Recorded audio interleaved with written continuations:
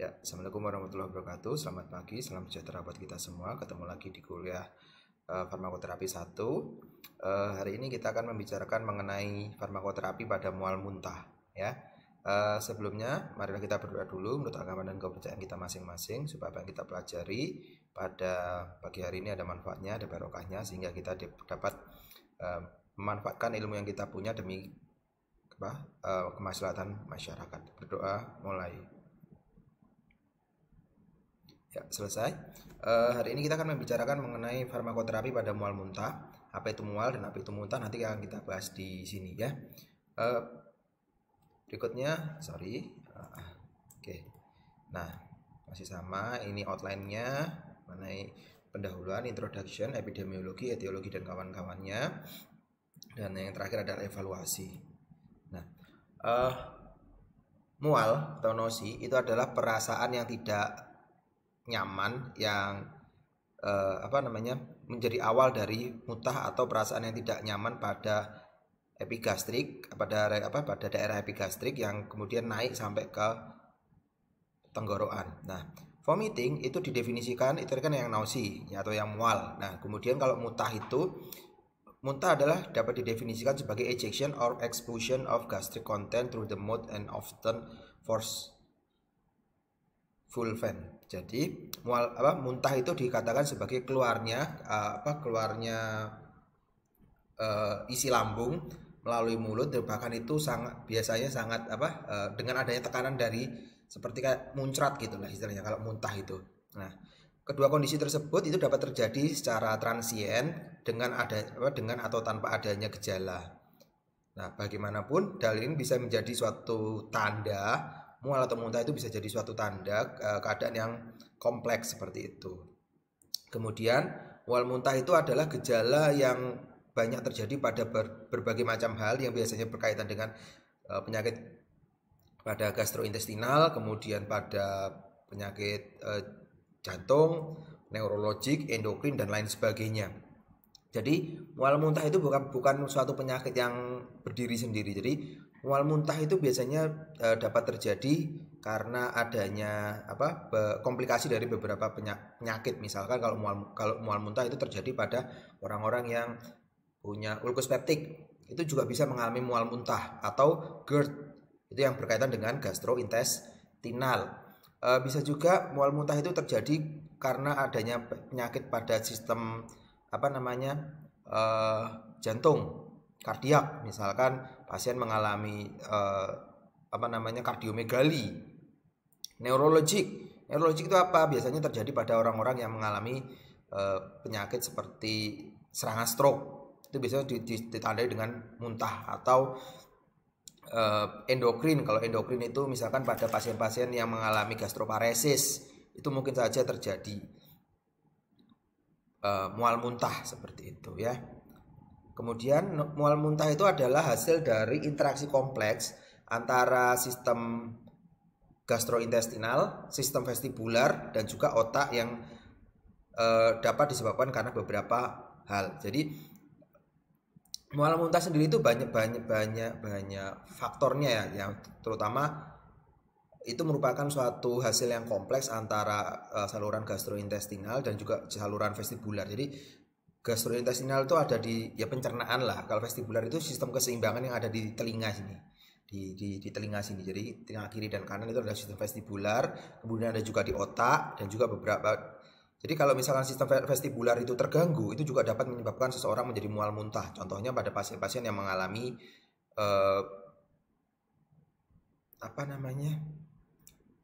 gangguan penyakit Meniere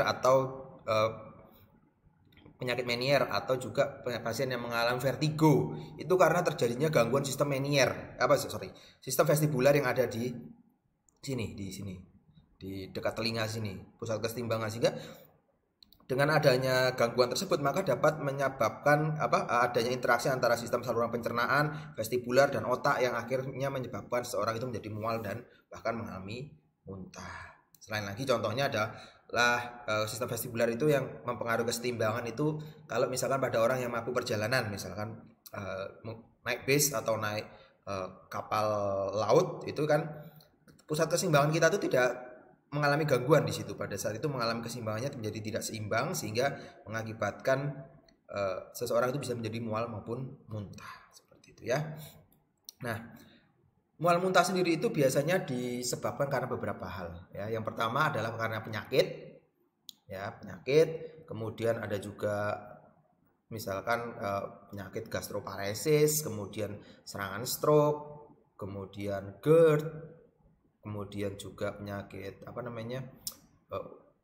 yang lain-lain itu juga dapat menyebabkan mual muntah. Kemudian juga penyakit seperti gagal ginjal kronis itu juga dapat menyebabkan seseorang mengalami mual maupun muntah. Kemudian yang paling sering adalah penggunaan obat-obatan atau medication. Medication contohnya adalah seperti kemoterapi ya, kemudian penggunaan obat-obatan seperti golongannya metronidazole itu dapat menyebabkan seseorang menjadi mual maupun muntah.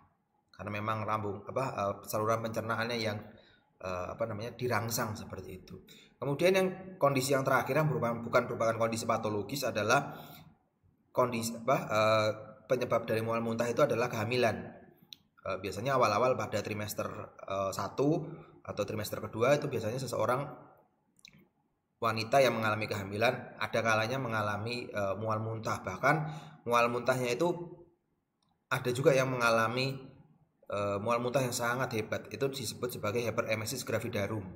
Nah, kondisi yang seperti inilah yang perlu menjadi perhatian. Jadi kalau perlu menjadi perhatian, bahkan orang-orang yang mengalami kehamilan yang juga mengalami hyperemesis gravidarum atau mual muntah yang sangat hebat sekali, itu perlu mendapatkan perhatian bahkan sampai dirawat di rumah sakit. Karena apa? Kalau misalkan mencium sesuatu kemudian muntah, kemudian makan sesuatu muntah, itu juga sangat berbahaya.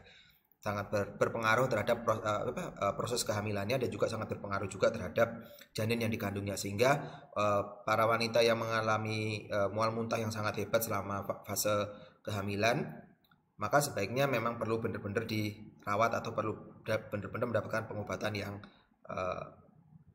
memadai seperti itu. Kemudian ini adalah beberapa penyebab dari mual muntah, baik itu dari sistem gastrointestinal atau intraperitoneal, kemudian dari jantung, dari neurologik, kemudian juga penyebab yang lainnya, obat-obatan, endokrin metabolit itu ada semua di sini. Jadi contohnya misalkan tadi sudah saya sebutkan di atas bahwa misalkan gastroparesis, GERD ini gastroesophageal reflux, peptic ulcer, peritonitis, appendicitis dan kawan-kawan itu merupakan gejala yang menyebabkan mual muntah. Kemudian penyakit dari jantung, misalkan pada pasien yang mengalami kardiomiopati, kemudian pasien mengalami infak miokard, serta pasien mengalami gagal jantung. Kalau misalkan neurologik, vestibular disease, ya Meniere disease, kemudian vertigo itu juga bisa. Kemudian motion sickness, mabuk perjalanan, kemudian juga head trauma, trauma pada kepala itu juga dapat menyebabkan mual muntah. Misalkan orang yang mengalami kecelakaan lalu lintas, kemudian begitu mengalami kecelakaan lalu lintas langsung muntah, itu juga biasanya mengalami cedera kepalanya itu kalau sampai muntah itu biasanya cedera kepala yang lumayan berat. Kemudian intrakranial hemorrhage pada pasien stroke perdarahan, meningitis, hidrosefalus dan kawan-kawannya. Kemudian mual muntah itu bisa juga disebabkan karena masalah yang lain. Contohnya adalah pada pasien yang mengalami bulimia. Bulimia itu adalah kondisi di mana seseorang merasa ini penyakit kalau bisa dibilang sih lebih mengarah ke penyakit psikis ya, di mana seseorang itu mempersepsikan dirinya itu masih mengalami keadaan yang sangat gemuk, sehingga dia menjadi makan, kalau sudah makan kemudian dia memuntahkan kembali dengan cara misalkan mengkonsumsi obat-obat tertentu atau dengan memasukkan jarinya ke dalam mulut, sehingga dia akan memicu respon untuk muntah. Ada lagi anoreksia. Anoreksia itu kondisi di mana seseorang itu juga hampir mirip dengan bulimia. Dia menyadari bahwa kondisi tubuhnya terlalu gemuk misalkan itu, sehingga dia menjadi tidak suka untuk makan dan pada akhirnya dia akan mengalami mual muntah yang berkepanjangan. Drug induced seperti contohnya tadi adalah kemoterapi, antibiotik, antiaritmia, kemudian opioid dan kawan-kawannya. Kemudian juga endokrin metabolik misalkan pada saat kehamilan, pada saat kehamilan kalau kondisinya menjadi mual muntahnya sangat hebat, itu dapat mengalami istilahnya adalah hyperemesis gravidarum seperti itu, renal disease, kemudian diabetes, thyroid disease, parathyroiditis dan kawan-kawan. Jadi masih banyak penyakit-penyakit yang menyebabkan mual muntah itu, tapi dia penyebabnya sangat banyak sekali, jadi tidak merupakan suatu penyakit yang khas seperti itu. Kemudian ada namanya anti-emetic classification, ya. Anti-emetic classification itu ada banyak, ada sorry.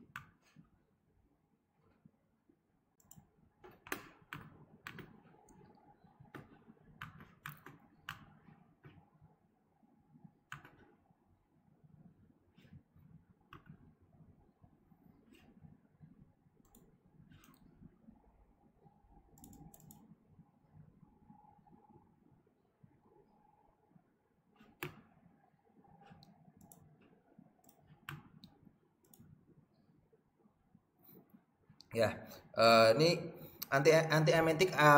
Jadi kalau yang tadi namanya kemoterapi, itu ada yang namanya anti-emetic classification, ada namanya kemoterapi yang dapat menyebabkan seseorang menjadi mual muntah. Nah, kemoterapi sendiri itu juga memiliki beberapa tingkatan, dari yang paling tinggi dapat menyebabkan seseorang mengkonsumsi yang menggunakan kemoterapi tersebut mengalami mual muntah, sampai dengan resiko yang paling minimal. Contohnya, kalau orang-orang yang mengalami kemoterapi sehingga dia perlu mendapatkan mendapatkan obat-obat golongan ini, maka perlu yang namanya premedikasi sehingga dia tidak mengalami mual muntah. Contohnya adalah cisplatin, kemudian adalah mecloretanin, kemudian streptozotocin, siklofosfamid, karmustin, dakarzipin dan kawan-kawannya. Ini adalah obat-obatan yang high risk, jadi memiliki resiko tinggi untuk mengalami mual muntah. Jadi pasien-pasien yang mendapatkan kemoterapi jenis ini, maka sebagian besar pasti mengalami mual muntah. Sehingga orang-orang yang mendapatkan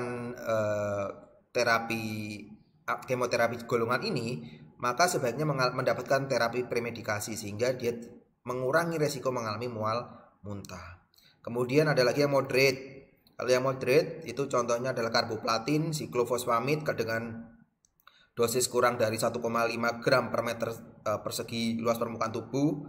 Kemudian daunorubisin, doxorubisin, epirubisin, oxaplatin dan kawan-kawannya.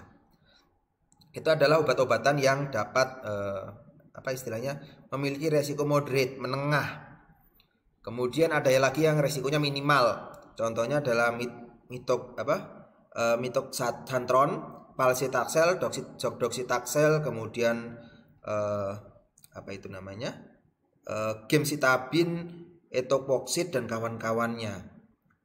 Ada lagi yang memiliki resiko paling minimal, sehingga mungkin kalau orang-orang mendapatkan kemoterapi ini biasanya tidak mendapatkan premedikasi seperti obat-obatan yang high, moderate dan low tadi. Contohnya adalah bevacizumab, rituximab, bleomycin, vinblastine, vincristin, busulfan dan juga fludarabin. Itu adalah contoh obat-obatan yang memiliki efek antiemetik yang minimal sekali. Sehingga kalau misalkan dia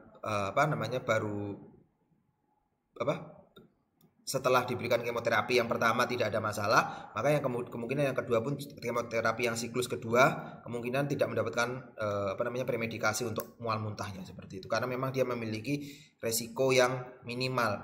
Tetapi tidak semuanya pasien yang mendapatkan obat-obatan anti neoplastik atau kemoterapi yang ini tidak perlu mendapatkan premedikasi. Kita juga, karena yang namanya obat itu bersifat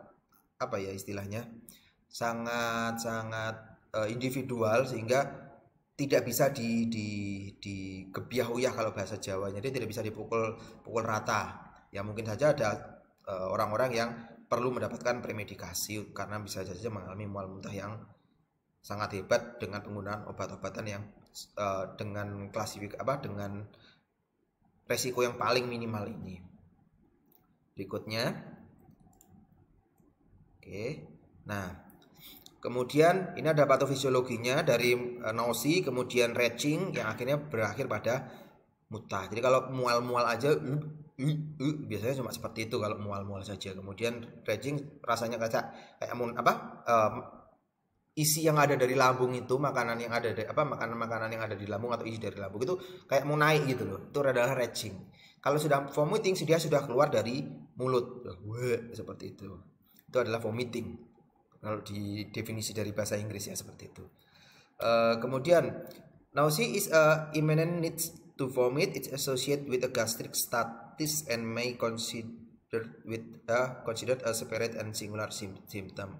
Retching ya ini adalah tadi definisinya.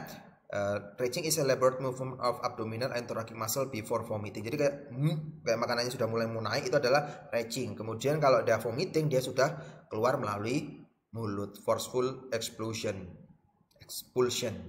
of gastric contents caused by GI retroperistaltic.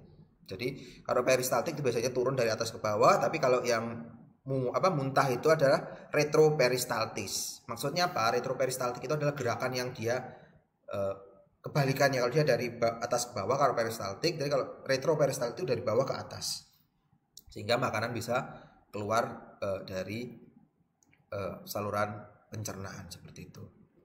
Nah, spesifik area area yang spesifik yang di otak yang berkaitan dengan mual muntah itu namanya adalah CTZ atau chemoreceptor trigger zone. Apabila chemoreceptor trigger zone ini terpicu, maka dapat menyebabkan seseorang itu mengalami mual maupun muntah.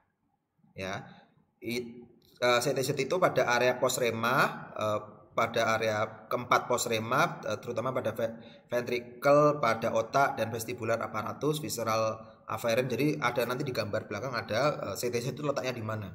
Nah, CTZ itu terletak di luar bagian, jadi terletaknya ada di dalam dia, bukan di luar. CTZ located outside the blood-brain barrier is exposed to cerebrospinal fluid and the blood. Nah ini CTZ. Nah ini yang menarik adalah CTZ atau chemoreceptor trigger zone itu terdapat banyak reseptor, terutama adalah reseptor serotonin, neurokinin dan dopamin. Sehingga salah satu terapi untuk untuk pengobatan mual muntah adalah dengan memblokade reseptor ini. Yang paling sering adalah reseptor dopamin sama reseptor serotonin. Ini yang paling sering digunakan oleh para ahli untuk pengembangan obat-obat anti mual muntah. Nah, selain itu juga, selain dari 3 reseptor ini tadi, terdapat juga reseptor-reseptor yang berupa reseptor kortikosteroid, kemudian ada reseptor asetilkolin, ada juga reseptor antihistamin, ada lagi reseptor kanabioid, GABAergic, opioid dan kawan-kawannya yang akan berperan sebagai reseptor lain yang berkaitan dengan kondisi mual muntah seperti itu. Nah, ada lagi saraf visceral vagal, itu adalah reseptor yang kaya akan reseptor serotonin. Jadi kalau 5HT itu adalah reseptor serotonin. Kalau yang 3 itu adalah subtipenya. Jadi reseptor serotonin itu memiliki beberapa subtipe. Kalau nggak salah 1, 2, 3, reseptor serotonin 1, serotonin 2, serotonin 3, 4, 5. Seingat saya seperti itu. Jadi kalau ada kesalahan silahkan dikomentari di kolom komentar sehingga nanti bisa menjadi perbaikan. Oke. Nah, visceral vagal itu yang berkaitan dengan gastrointestinal distension, mucosal irritation and infarction pada saluran gastrointestinal, sehingga dengan adanya iritasi, pada adanya distensi itu dapat menyebabkan pada saluran pencernaan, dapat memicu mual muntah seperti itu.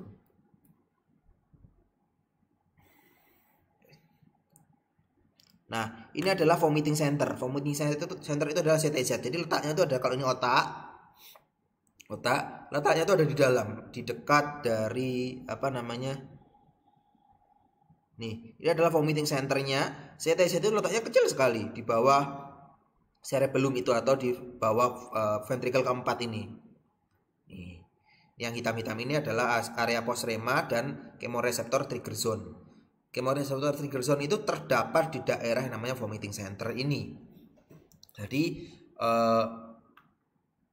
chemoreceptor trigger zone itulah yang berperan terhadap kondisi mual muntah seseorang. Oke. Wah, ini kecil-kecil sekali ini ya. Mungkin bisa dibesarkan lagi. Nah, nanti bisa dilihat sendiri di PowerPoint-nya, nanti saya akan melihat dari sini saja. Nah, ini adalah kondisi-kondisi yang berkaitan dengan mual muntah. Misalkan pada kondisi-kondisi misalkan anxiety atau kecemasan atau intracranial pressure. Nah, maka yang berperan itu adalah reseptor dari GABA yang ada di cerebral cortex sama reseptor histamin. Nah, inilah yang dapat menyebabkan seseorang menjadi mual muntah. Jadi kalau ada di sini ada apa istilahnya anxiety kemudian raise intracranial pressure, maka jalurnya adalah cerebral cortex. Terus cerebral cortex itu reseptornya adalah reseptor GABA dan reseptor histamin. Nah, reseptor histamin ini kalau terpicu maka akan mengaktifkan vomiting center pada medula. Nah, kemudian vomiting center ini aktif akan melepaskan neurotransmitter tersebut yang akan menyebabkan seseorang menjadi mual muntah. Contohnya adalah dapat melepaskan asetilkolin, kemudian serotonin, histamin, kemudian mengaktifkan reseptor NK1, ya, akhirnya dapat menyebabkan mual muntah. Pernah nggak sih misalkan kalian mengalami namanya anxiety atau kecemasan? Misalkan cemas mau ujian, pengujinya kebetulan Pak Danang. Waduh, ini gawat, gak belajar, belum belajar, kemudian begitu mau masuk ruangan cemas, pengawas yang killer, ya sudah kan cemas kan. Sampai pernah nggak mengalami rasa kecemasan yang sangat amat, kemudian mengalami rasa kayak mau mutah gitu. Nah, itu adalah anxiety atau kecemasan seperti itu. Nah, sehingga terapinya kalau berkaitan dengan ini maka menggunakan obat-obatan yang dapat memblokade reseptor GABA maupun reseptor histamin 1 ini tadi. Kemudian penyebab misalkan gastrik statis, kemudian radiasi kolitis, kemoterapi itu pada pada perifer. Kalau misalkan pada GI reseptor yang berkaitan adalah reseptor histamin bukan histamin tapi serotonin 3 dan serotonin 4 serta reseptor dopamin.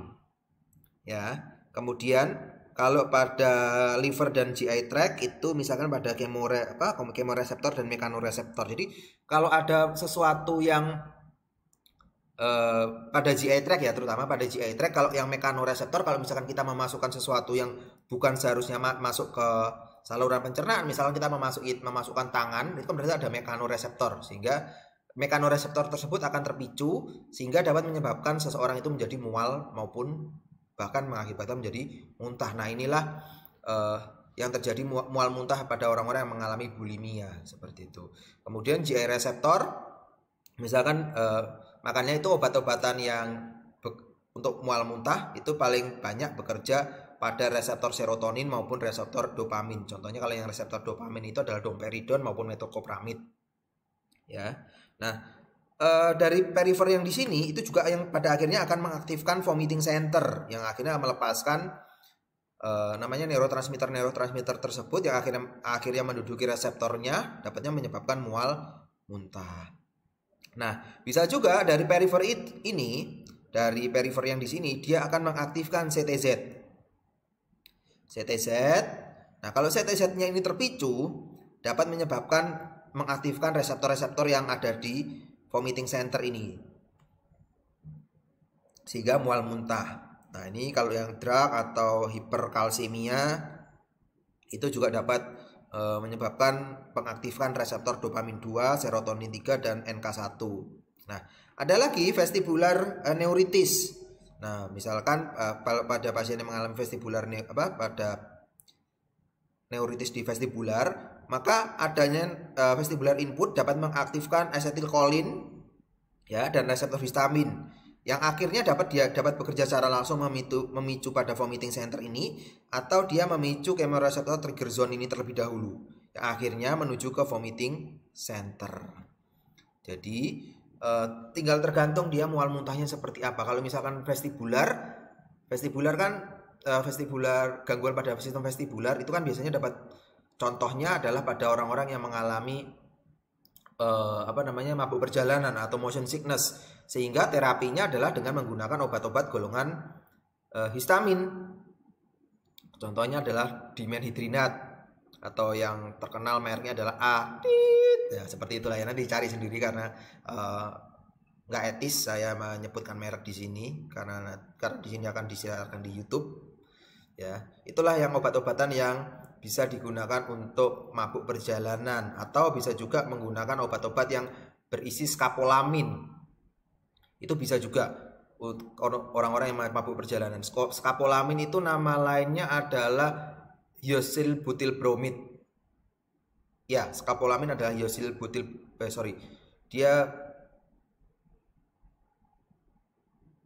dia adalah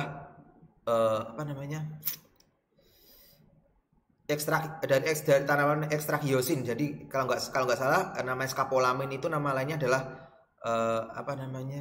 skapolamin itu kalau tidak salah namanya adalah yosilbutilbromid kalau nggak salah namanya. Nah, dialah yang dapat digunakan untuk mual maupun muntah. Jadi kalau dia mual muntah karena mabuk perjalanan, tidak pas untuk menggunakan obat-obat seperti obat-obat yang memblokade reseptor serotonin maupun reseptor dopamin, seperti misalkan metoclopramid maupun menggunakan domperidon. Begitu juga sebaliknya, kalau misalkan orang yang mual muntahnya itu karena aktifnya reseptor dopamin atau serotonin ini, maka tidak tepat juga menggunakan obat-obatan golongan histamin seperti itu ya. Berikutnya ini adalah masih sama. Ini ada gambaran yang ringkasan dari yang awal tadi. Misalkan CTC, gastrointestinal vomiting center, MSC, udah gitu aja. Ya, ini sama gambarannya. Misalkan kalau yang di sini, kalau misalkan ini ada kemoterapi, maka ini kan adalah amigdala, kemudian di dekatnya ada vomiting center. Nah, ini serotonin itu aktif keluar. Kalau dia keluar, maka dia akan menduduki reseptornya di sini. Nah, kalau dia menduduki reseptornya, maka akan mengakibatkan impuls menuju vagal afferent, yang kemudian akan menuju ke saluran pencernaan, yang akhirnya dia akan menyebabkan seseorang itu mengalami mual muntah seperti itu. Ini adalah feedbacknya. Chemoreceptor trigger zone maka akan juga memicu ini dorsal vagal complex, yang akhirnya juga menyebabkan seseorang itu dapat mengalami mual maupun muntah. Nah, berikutnya, motion sickness is caused by stimulation of vestibular system of rich in histamine 1 and muscarinic cholinergic receptor. Jadi motion sickness atau mabuk perjalanan itu biasanya disebabkan karena stimulasi pada sistem vestibular, di mana sistem vestibular tersebut kaya akan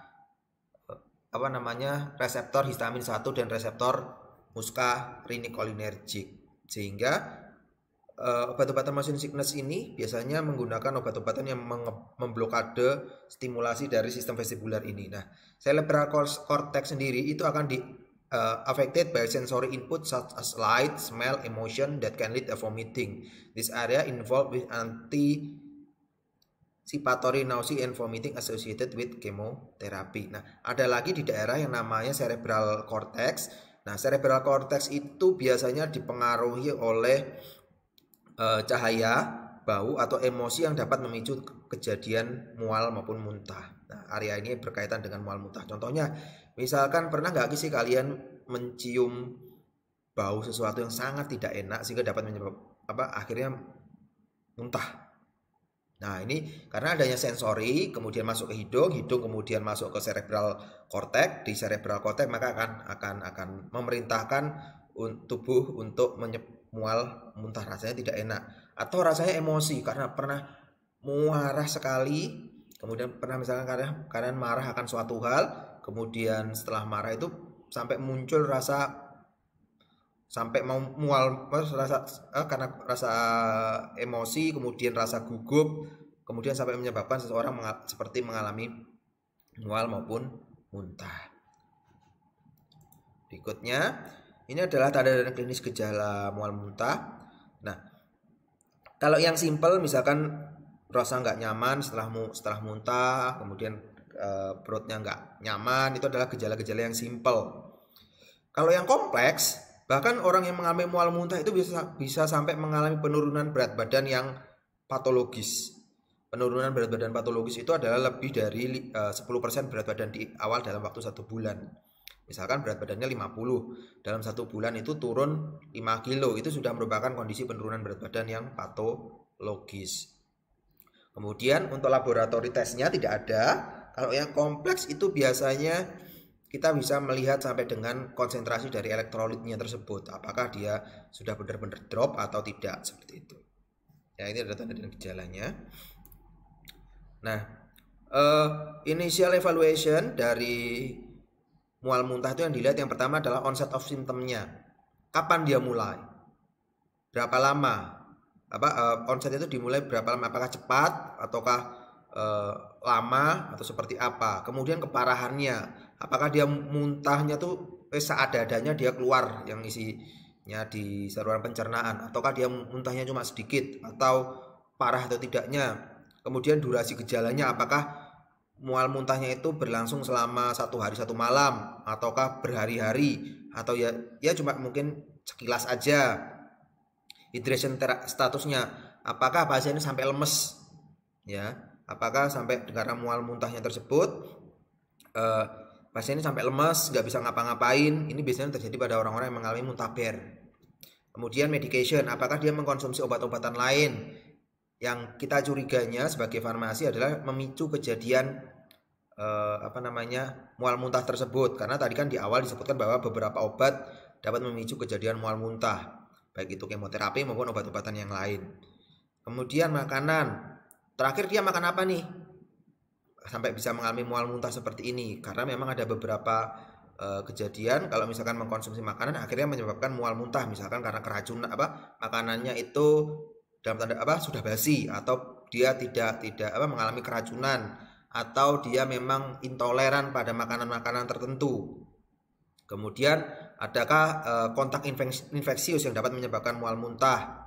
Kemudian adakah kondisi-kondisi yang dapat mempengaruhi seseorang itu dapat mengalami mual muntah? Misalkan pada orang-orang yang mengalami GERD, kemudian mengalami ulkus peptik, apakah dia juga mempunyai masalah jantung, ataukah dia mengalami masalah pada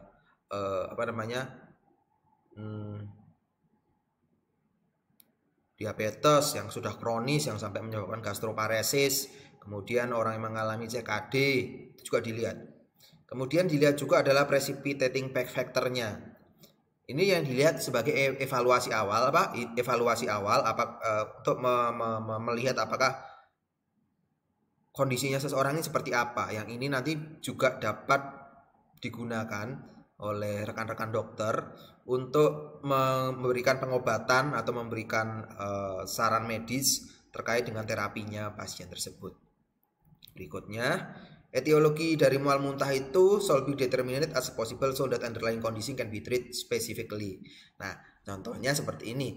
Orang-orang yang mengalami mual muntah, ya, orang yang mengalami mual muntah yang paling dekat aja, misalkan orang yang mengalami mual muntah, tapi nggak tahu nih mual muntahnya karena apa. Setelah dicek, setelah diperiksa, maka yang menyebabkan seseorang menjadi mual muntah itu adalah karena pasiennya memang mengalami ulkus peptik. Sehingga yang ditreatment adalah ulkus peptiknya, bukan mual muntahnya, seperti itu. Ya, atau pasien juga mengalami mengalami kondisi infak miokard, ya, infak miokard. Maka yang ditreatment adalah infak miokardnya. Juga selain itu juga mual muntahnya juga ditreatment. Jadi nggak kita harus bisa karena mual muntah itu bukan merupakan suatu gejala yang khas, maka kita harus bisa mencari punjer, itu kalau bahasa Jawanya punjernya itu di mana, atau akar masalahnya itu di mana. Sehingga dengan kita sudah menemukan akar masalahnya dan maka kemudian ditreat atau diobati, maka dapat mengurangi gejala mual muntahnya itu. Nah, supportive treatment should be initiated if needed, including fluid and electrolyte replacement. Jadi, kalau misalkan pada pasien yang mengalami mual muntah yang sangat hebat sekali, maka supportive treatment itu harus bisa dimulai. Misalkan pada pasien yang mengalami hyperemesis gravidarum atau orang yang hamil, tapi dia mengalami mual muntah yang sangat hebat, maka memungkinkan untuk pemberian terapi elektrolit. Jadi misalkan diganti dengan, kalau misalkan pasiennya masih ada di rumah, bisa mengkonsumsi minuman-minuman yang mengandung elektrolit, misalkan kemudian bisa juga itu bisa juga digunakan. Atau kalian bisa menggunakan oralit. Oralit kan bisa kalau nggak ada oralit, kalau misalkan terpaksanya bikin sendiri di rumah kan bisa bikin sendiri, misalkan dengan menggunakan 2 sendok 2 sendok gula dan 1 sendok garam. Itu kan bisa digunakan sebagai pengganti cairan tubuh yang hilang. Ya, selain itu juga karena bisa memenuhi elektrolit yang hilang bersama dengan muntah itu. Nah, ini kita sudah masuk ke farmakoterapinya. Ya, ini adalah farmakoterapi. Tadi kita lihat bahwa pada kondisi pada mual muntah itu kan terdapat berbagai macam reseptor-reseptor yang terlihat. Misalkan reseptor dopamin, reseptor serotonin, ada juga reseptor kanabioid, ada juga substance P, ada juga antimuskarinik, reseptor muskarinik, kolinergik, ada juga reseptor histamin. Nah, reseptor-reseptor inilah yang digunakan oleh para peneliti untuk memblokade kejadian mual muntah. Contohnya adalah reseptor dopamin ini. Reseptor dopamin itu terdapat di kemoreseptor trigger zone. Maka kalau reseptor dopamin tersebut dihambat, maka seseorang orang yang mengalami mual muntah itu bisa menjadi tidak mengalami mual muntah. Ada lagi reseptor reseptor serotonin atau 5-HT3, reseptor serotonin 3. Itu terdapat pada CTZ dan juga pada saluran pencernaan.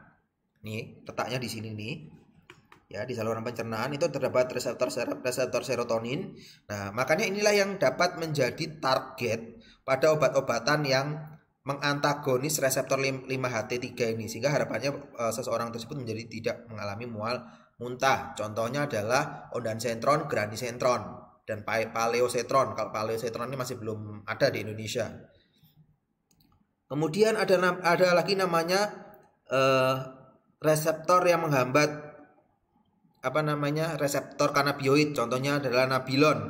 Nabilon ini tidak ada di Indonesia. Ada lagi substance P antagonis, namanya adalah aprepitan. Aprepitan itu setahu saya juga tidak ada di Indonesia. Dia akan menghambat pada reseptor pada CTZ ini. Maka dia vomiting centernya itu juga akan terhambat, yang pada akhirnya dia akan menghambat saluran pencernaan itu untuk mengalami retroperistaltik. Nah, ini. Kemudian ada lagi yang namanya antimuskarinik. Antimuskarinik itu dia bekerja dengan menghambat reseptor muskarinik dan reseptor histamin pada vomiting center ini. Jadi, kalau yang namanya kanabioid, kemudian substance P antagonis, dopamin antagonis, dan serotonin antagonis, dia bekerjanya langsung ke pusatnya. Dia langsung bekerja pada pusatnya ini, pada CTZ-nya ini. Nah, kemudian kalau antimuskarinik dan antihistamin, maka dia bekerjanya pada sinaps yang ada di vomiting center ini.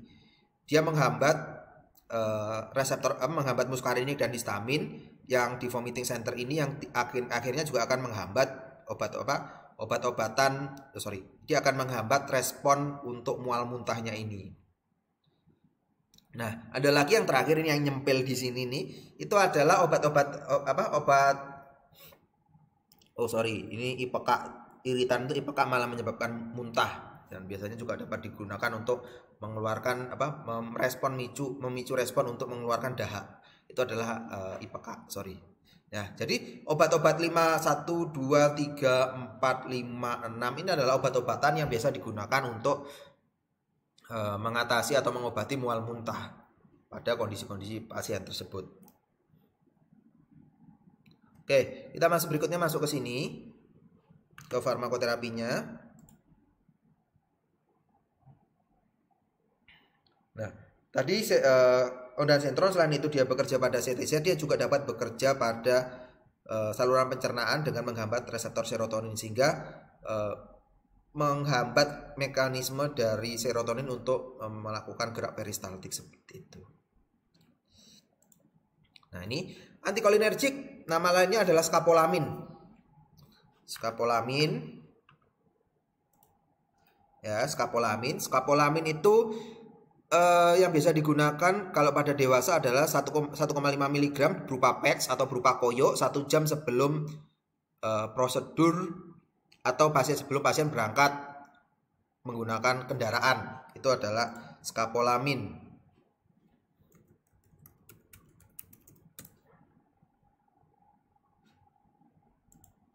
Nah,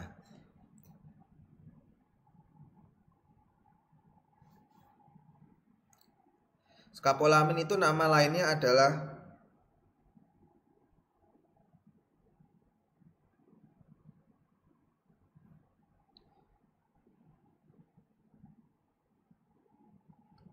skapolamin itu nama lainnya adalah hyosin butyl bromid. Jadi orang-orang yang mengalami mual muntah karena karena mabuk perjalanan bisa juga menggunakan skapolamin. Skapolamin nama lainnya adalah hyosin butyl bromid.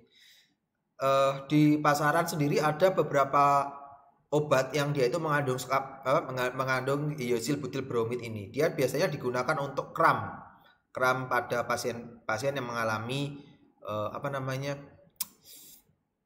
nyeri menstruasi. Itu biasanya paling sering adalah itu, atau dia mengalami kram pada saluran pencernaan, biasanya mengkonsumsi skapolamin ini. Jadi bisa saja orang-orang yang mengalami mual muntah karena mabuk perjalanan juga mengkonsumsi obat ini. Yang paling terkenal sih biasanya obat yang warnanya bungkusnya warnanya pink itu, yang biasanya dia digunakan untuk orang yang bulanan, orang yang mengalami nyeri menstruasi. Itu sebenarnya bisa juga sih kalau mau digunakan sebagai alternatif untuk mual muntah, kalau misalkan menggunakan obat yang mengandung difenhidramin tapi dia sudah nggak mempan, mungkin aja ini bisa dicoba seperti itu. Nah, tapi efek samping yang sangat tidak menyenangkan misalkan adalah mulutnya menjadi kering, kemudian juga drowsiness, blur vision, jadi pandangannya menjadi kabur, yaitu yang efek samping yang paling sering. Tapi yang perlu mendapatkan perhatian adalah misalkan pasien ini menjadi disorientasi, jadi nggak bisa membedakan, orientasinya menjadi kacau, kemudian mengalami dizziness dan halusinasi. Nah, kalau keunggulan dari antikolinergik ini, dia dapat digunakan untuk motion sickness sampai dengan 72 jam. Jadi bisa sampai dengan 3 hari kalau yang PETS loh ya, kalau yang koyo. Dan juga kalau yang koyo itu efek sampingnya relatif gampang untuk di maintenance daripada penggunaan yang peroral atau penggunaan peroral. Karena kalau yang penggunaan PETS atau penggunaan koyo itu, kalau misalkan dia curiganya mengalami efek samping, maka tinggal cabut aja koyoknya, sudah selesai, efek sampingnya sudah berhenti. Nah, kemudian kalau skapolamin ini ada di Indonesia, jadi nggak usah khawatir, nggak usah bingung. Kalau misalkan memang dirasa dibutuhkan di pelayanan, maka bisa digunakan. Yang berikutnya adalah siklizin. Siklizin ini sayangnya tidak ada di Indonesia. Ada lagi dimenhidrina sama difenhidramin. Ini yang saya paling sering kebalik-balik kalau lagi di apotek, ini paling sering kebalik-balik ya. Kalau misalkan lupa ya bener-bener harus dilihat dulu, dicek apakah ini dimen atau ini difen. Nah, dua obat ini bisa digunakan sebagai antiemetik pada orang-orang yang misalkan mengalami mabuk perjalanan atau mengalami, yaitu mabuk perjalanan yang paling sering sih. Selain itu Dimen itu juga bisa digunakan sebagai, karena dia bekerjanya pada reseptor histamin, maka dia bisa digunakan juga sebagai anti alergi. Tetapi harus hati-hati,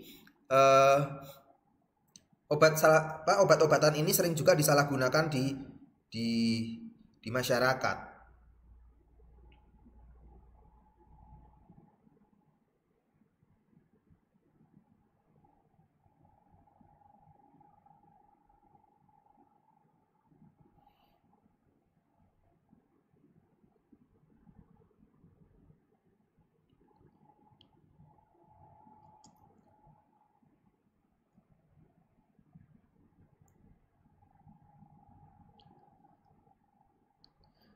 Nah, demand hidrinat ya yang ini ya, demand hidrinat itu harus hati-hati dalam kita memberikan pelayanan di masyarakat. Selain itu dia digunakan sebagai anti emetik dan juga dia bisa digunakan sebagai anti alergi. Kita harus hati-hati bahwa demand hidrinat itu di Indonesia itu cukup sering disalahgunakan oleh orang-orang yang tidak bertanggung jawab. Sehingga harus kita dalam memberikan pelayanan kepada pasien, kita harus hati-hati, harus benar-benar memperhatikan apakah memang benar-benar ini digunakan untuk tujuan yang sebagai anti emetik ataukah ada kemungkinan dia disalahgunakan seperti itu. Demand dan defend ada di Indonesia, dosisnya adalah 50 mg sampai 100 mg setiap 4 sampai 6 jam jika diperlukan. Kalau yang difenhidramin itu 20 sampai dengan 50 mg setiap 4 sampai dengan 6 jam jika dibutuhkan. Nah, kalau dimenhidrinat itu jika digunakan untuk motion sickness, misalkan pada orang-orang yang sering mengalami mabuk perjalanan, maka sebaiknya digunakan setengah jam sebelum berangkat. Kenapa setengah jam? Karena orang-orang yang mengalami diharapkan jika dia sudah kendaraannya sudah berjalan, maka obat itu sudah mencapai sudah mencapai kadar yang diperlukan untuk menimbulkan efek atau onset istilahnya. Jadi jangan begitu kapalnya berjalan baru diminum obatnya, maka 30 menit kemudian bisa saja muncul gejala mual muntah seperti itu. Ya, ini adalah dosis untuk pediatrik.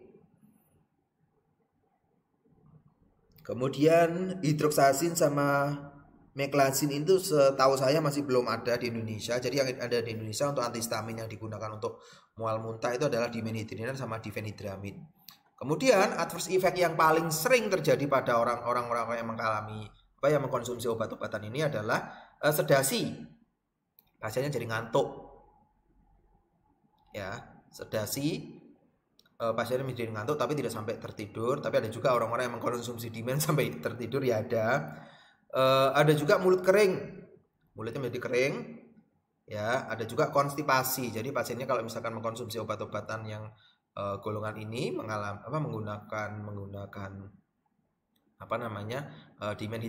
dimenhydrinat itu akan mengalami konstipasi. Karena apa? Karena tadi juga gerakan peristaltik di ususnya itu dia akan dihambat dengan obat-obatan golongan dengan antihistamin dimenhydrinat ini tadi, sehingga kalau gerakan ususnya tersebut dihambat, maka yang memungkinkan mengalami kejadian konstipasi. Kemudian yang paling paling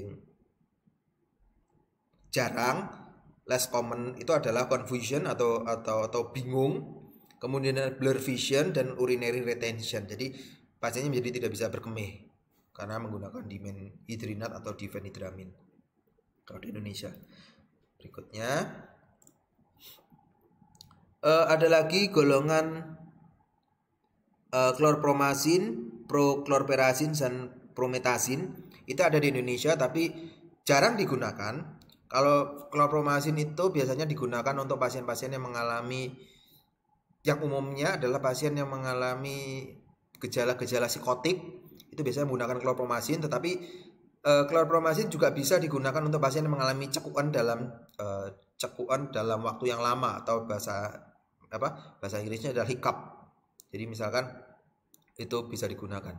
Kemudian promethazine, kalau promethazine di Indonesia setahu saya tidak ada, tapi ada sediaan yang per oral itu tidak ada. Tapi adanya yang salep promethazine itu ada. Nah, karena efek samping yang paling sering itu juga sangat tidak nyaman, misalkan adalah sedasi, letargi, sensitasi dari kulit, dan dia juga tidak cocok digunakan untuk pada anak-anak, terutama karena terkait dengan sensitivitas dan juga kemungkinan efek samping yang bisa ditimbulkan seperti itu.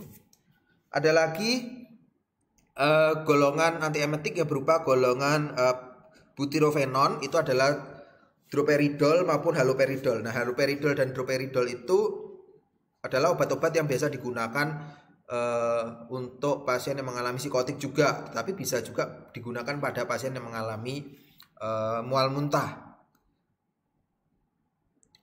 Haloperidol tidak direkomendasikan untuk anak-anak sehingga dosisnya di sini dosisnya tidak ada. Tetapi kalau untuk digunakan pada pasien dewasa, dosisnya adalah 0,5 sampai dengan 5 mg setiap 12 jam jika dibutuhkan. Nah, untuk obat-obatan yang obat-obatan yang digunakan pada mual muntah itu biasanya sikinanya adalah PRN. Apa itu PRN? Prorenata jika dibutuhkan. Nah, efek samping dari haloperidol dan droperidol itu yang paling sering adalah sedasi, ngantuk, hipotensi, takikardi. Takikardi itu adalah peningkatan denyut jantung. Kemudian yang paling sering adalah EPS. Ini harus hati-hati nih kalau EPS, extrapyramidal syndrome, dia digunakan pada orang-orang, terutama orang-orang yang lanjut usia.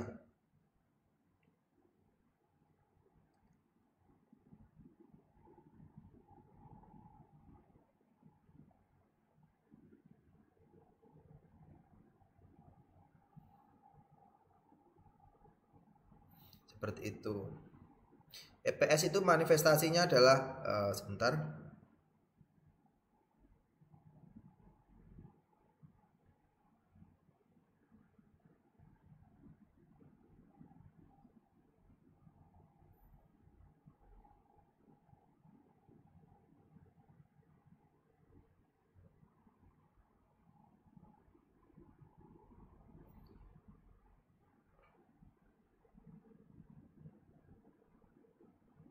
Nah, extrapyramidal syndrome itu harus diwaspadai pada pasien-pasien yang penggunaan golongan-golongan haloperidol itu sebagai antiemetik. Itu harus hati-hati. Misalkan pada pasien yang mengalami EPS, biasanya orang-orang yang mengkonsumsi golongan haloperidol yang bisa mengalami EPS itu biasanya mengalami gerakan-gerakan yang gak disadari dan juga sulit dikendalikan. Jadi harus hati-hati, terutama pada orang-orang yang usia lanjut. Seperti itu. Kemudian yang paling sering dan juga harus menjadi perhatian adalah pasiennya menjadi menggigil, karena bisa saja itu merupakan efek samping dari penggunaan obat-obatan tersebut, terutama golongan haloperidol maupun droperidol. Kemudian halusinasi, pasien mengalami halusinasi. Kemudian yang paling menjadi perhatian adalah QT prolongation. Jadi gelombang EKG-nya pada segmen Q dan T itu menjadi lebih panjang.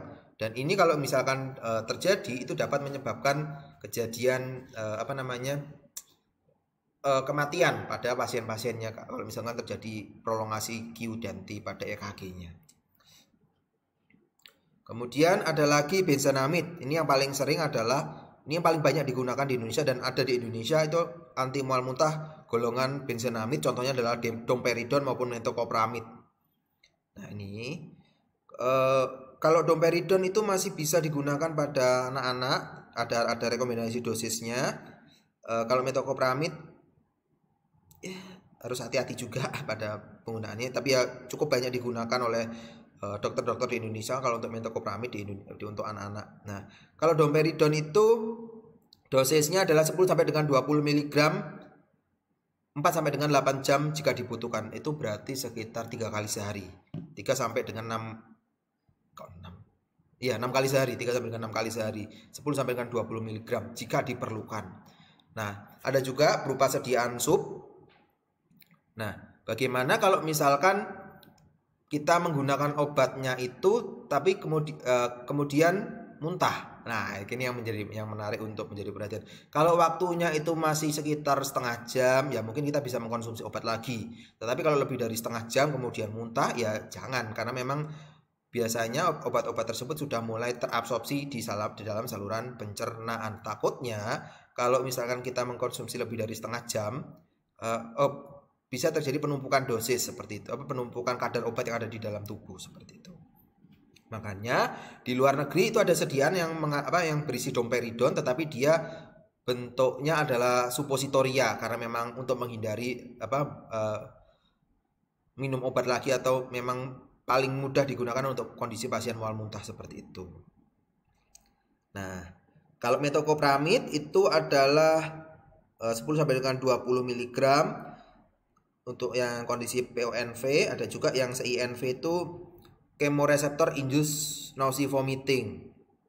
Kalau PONV itu apa ya? Sebentar saya lupa. PONV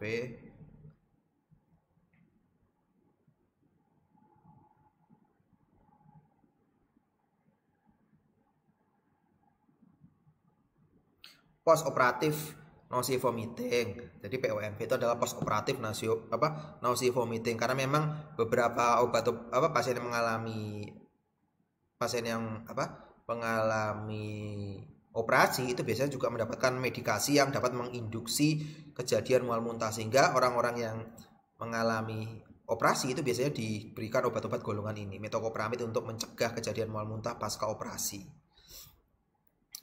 Nah, efek samping yang paling sering itu adalah sedasi, restlessness, diare, agitasi, bahkan CNS depression. Ya, itu harus hati-hati pada orang-orang, terutama pada anak-anak maupun pada pasien yang usia lanjut, itu harus hati-hati, terutama pada CNS depressionnya itu. Kemudian efek samping yang perlu menjadi yang less common atau jarang terjadi tapi perlu menjadi perhatian adalah ini. Golongan EPS, efek sampingnya adalah EPS atau extrapyramidal syndrome. Itu harus menjadi perhatian. Kemudian hypotension, neuroleptic syndrome, supraventricular tachycardia, biasanya itu digunakan pada penggunaan golongan domperidon maupun metoclopramid secara IV. Ada lagi QT prolongation, jadi gelombang QT-nya menjadi lebih panjang. Kemudian serotonin syndrome dan kawan-kawannya. Ini ada lagi obat-obat golongannya benzanamid, tapi dia tidak ada di Indonesia. Namanya adalah trimetobenzamid, itu tidak ada di Indonesia. Nah, ada lagi beberapa obat yang dia biasa digunakan sebagai adjuvan. Adjuvan itu dia dapat meningkatkan efek dari obat utamanya. Contohnya adalah golongan kortikosteroid, itu adalah dexamethasone maupun methylprednisolone. Nah, ini dia digunakan sebagai adjuvan. Kalau kortikosteroid itu dia tidak bisa digunakan sendiri. Dia harus dikombinasi dengan obat-obat seperti golongannya Dimen atau golongannya metoclopramid maupun domperidon, baru dia bisa meningkatkan efek antiemetik dari dua obat tersebut. Ada lagi golongan kanabioid. Kanabioid itu adalah dronabiol sama nabilon, ini tidak ada di Indonesia. Kemudian benzodiazepin. Benzodiazepin itu adalah obat-obatan yang biasa digunakan sebagai adjuvan pada kondisi mual muntah seperti itu. Yang paling sering digunakan adalah lorazepam maupun alprazolam. Ini ada di Indonesia, tapi harus hati-hati. Benzodiazepin di Indonesia termasuk golongan psikotropik, sehingga tidak bisa didapatkan secara sembarangan.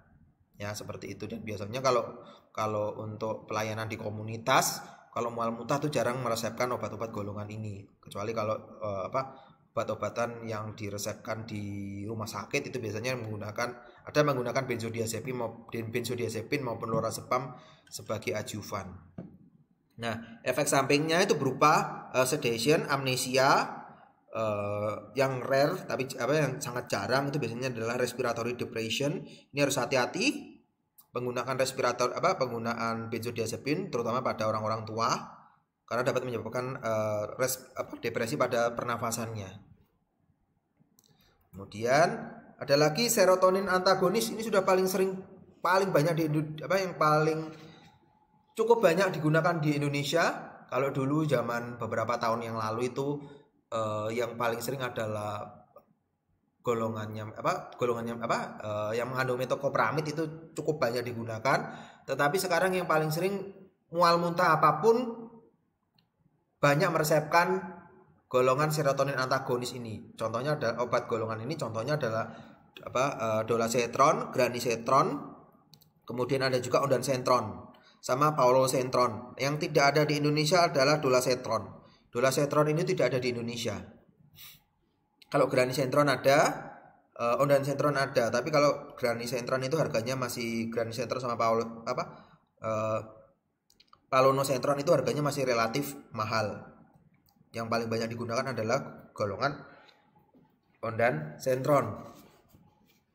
Nah, penggunaannya itu biasanya 0,15 mg per kilogram berat badan, tidak melebihi dari 16 mg per dos. Jadi satu kali pemberian itu tidak lebih dari 16 mg. Nah, kemudian kalau untuk kemoterapi induced nausea vomiting itu dosisnya adalah oral 24 mg single dose prior to chemotherapy. Jadi digunakan 24 mg dosis tunggal itu sekali sebelum kemoterapi. Kalau ondansetron itu kekuatan sediaannya ada 4 dan 8 mg. Jadi kalau dia digunakan sekali, misalkan untuk dosis tunggal itu berarti kalau mengkonsumsi 8 mg ondansetron tablet berarti sekali minum langsung 3. Atau bisa juga dia digunakan itu kalau menggunakan single dose. Atau kalau dia menggunakan untuk kemoterapi bisa juga di repeat 8 mg diulang setiap 12 jam. Jadi 8 mg misalkan 8 mg pagi dan 8 mg sore. Kalau pagi sama malam. Jadi setiap 12 jam itu diulangnya dosisnya, signanya. Kalau dia digunakan untuk post operatif itu misalkan 4 mg IV maupun IM before anesthesia induction or at onset kok nggak nampak ya, atau saat onset itu digunakan 1 kali sehari 1 jam sebelum anestesi atau sebelum induksi anestesi. Jadi dia digunakan untuk mencegah mual muntah selama jadi kalau misalkan operasi ya, misalkan ada yang belum tahu, kalau misalkan operasi dia sebelum dia dioperasi kan diberikan premedikasi. Ini diberikan ondansetron dulu, diberikan obat apa gitu. Nah, setelah diberikan obat-obat tersebut, maka pasien dilakukan tindakan induksi anestesi. Dilakukan anestesi. Setelah dianestesi, begitu sadar masuk ke ruang pemulihan, itu biasanya pasien mengalami mual muntah. Makanya itu saat pasien sebelum jagani, istilahnya bahasa Jawa nih, jagani supaya pasiennya tidak mengalami mual muntah, maka diberikanlah obat-obat golongan premedikasi tersebut.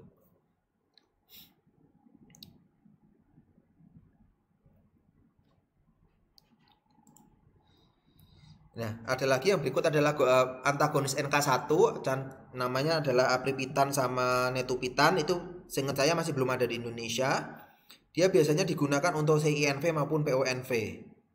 CINV itu adalah chemoreceptor induced nausea vomiting. Kalau PONV itu yang di buku ini istilahnya adalah post operative nausea vomiting. Seperti itu. Nah, ada lagi yang digunakan untuk mual muntah yang paling sering digunakan, bukan paling sering ya, yang digunakan untuk mual muntah itu adalah golongan antasida. Antasida itu biasanya mengandung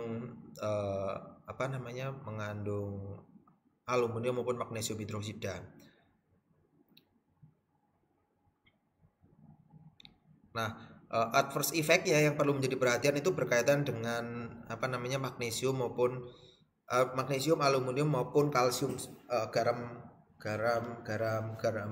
kalsiumnya itu yang berkaitan dengan efek sampingnya. Nah, berikutnya adalah antikolinergik atau iosin-butyl bromid. Itu bisa digunakan sebagai antikolinergik yang akan memblokade reseptor muskarinik pada sistem vestibular.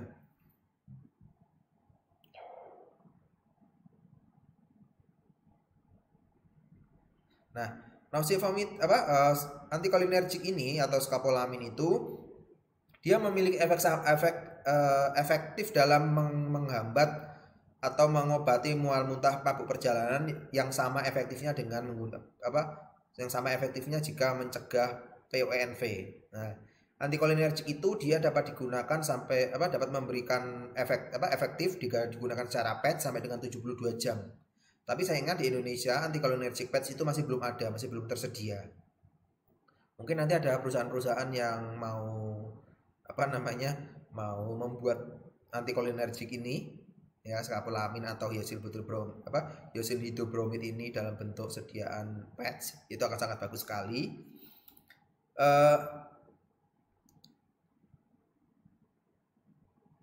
Nah, transdermal scopolamine should be applied 4 hours prior to motion sickness trigger and the evening before surgery if used to prevent PONV. Jadi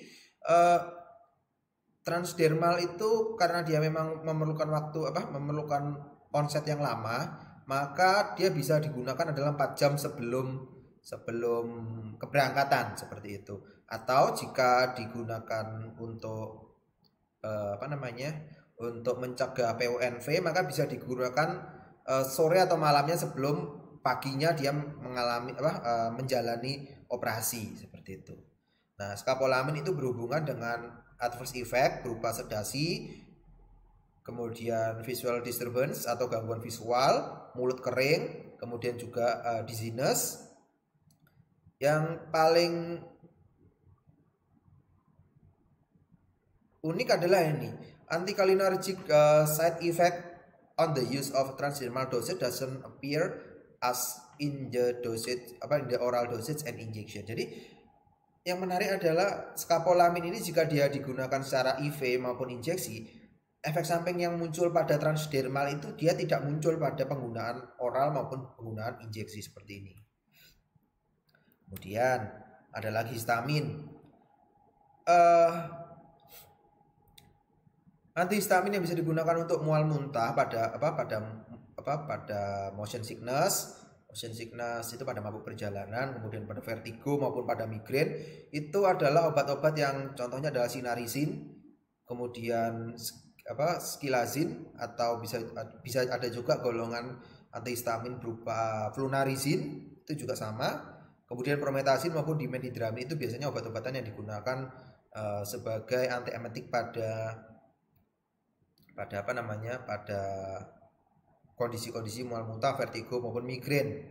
Nah, efikasi itu presumably due to the high concentration of H1 and muscarinic cholinergic receptor vestibular system. Jadi ini karena memang obat-obatan tersebut dia bekerja pada sistem vestibular, di mana sistem vestibular tersebut terdapat banyak reseptor histamin 1, sehingga dia bisa cocok digunakan untuk kondisi tersebut.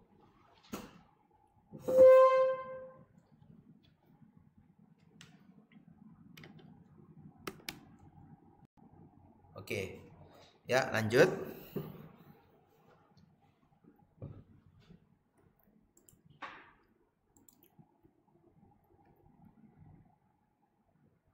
Nah, efek samping yang mungkin muncul itu adalah misalkan drowsiness sama blur vision itu hampir sama pada skapolamin, terutama pada generasi pertama.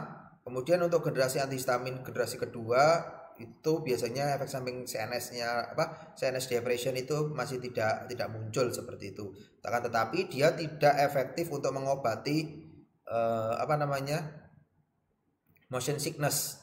Motion sickness karena kemungkinan dia tidak bisa menembus sawar darah otak.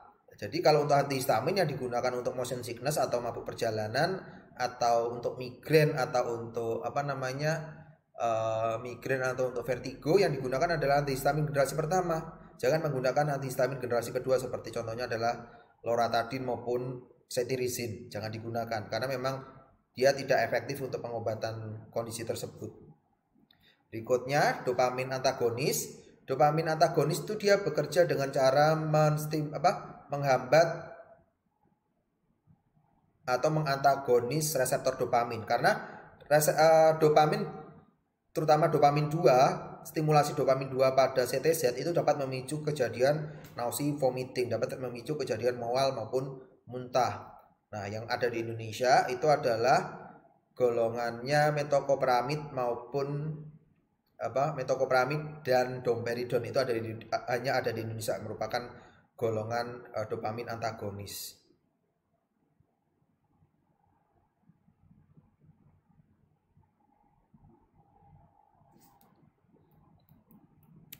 Ini yang paling banyak digunakan adalah golongan ini. Nah, efek samping dari penggunaan dopamin antagonis yang perlu menjadi perhatian adalah ekstrapiramidal syndrome. Jadi dia ekstrapiramidal syndrome itu jadi dia menyebabkan gejala berupa distonia, tardive dyskinesia, akatasia. Jadi otot-otot yang ada di dalam tubuhnya itu dia dapat bekerja atau dapat bergerak secara involunteer. Jadi otot-otot yang seharusnya dia itu dapat bergeraknya itu dengan keadaan sadar, maka dia tiba-tiba menjadi gerak dengan sendirinya. Kemudian dyskinesia, irreversible or permanent involuntary movement. Jadi terjadi gerakan yang berulang-ulang, itu adalah tardive dyskinesia. Kemudian bisa juga menimbulkan gejala akathisia, motor restlessness atau anxiety. Nah, kalau fenotiasin itu di Indonesia masih belum ada. Yang paling mungkin muncul adalah golongan golongan benzamid seperti metoclopramid ataupun domperidon. Nah, metoclopramid dan domperidon dia dapat bekerja dengan menghambat reseptor dopamin 2 pada chemoreceptor trigger zone dan peripheral pada GI tract. Jadi reseptor dopamin selain dia terdapat pada CTZ, dia juga terdapat pada GI tract. Nah, selain itu they also display cholinergic activity which increase lower esophageal sphincter tone and promote gastric motility. Selain itu, golongan benzamid itu dia juga meningkatkan kekuatan dari LES atau lower esophageal sphincter. Jadi LES yang kalau kemarin di GERD itu tadi kan merupakan katup ya. Jadi katup itu menyebabkan GERD itu adalah dengan adanya kelemahan pada LES-nya itu. Nah, golongan dopamin dia dapat meningkatkan kekuatan dari klepnya itu sehingga makanannya itu menjadi susah makanan itu susah untuk menembus klepnya sehingga dia tidak bisa naik ke kerongkongan. Dia tidak bisa menaik ke esofagus yang akhirnya menyebabkan muntah. Selain itu juga dia dapat meningkatkan motilitas dari usus seperti itu. Makanya dia digunakan sebagai prokinetik seperti itu. Selain itu juga golongan benzamid itu dia bisa juga digunakan pada PONV atau CINV. Selain itu juga dia bisa digunakan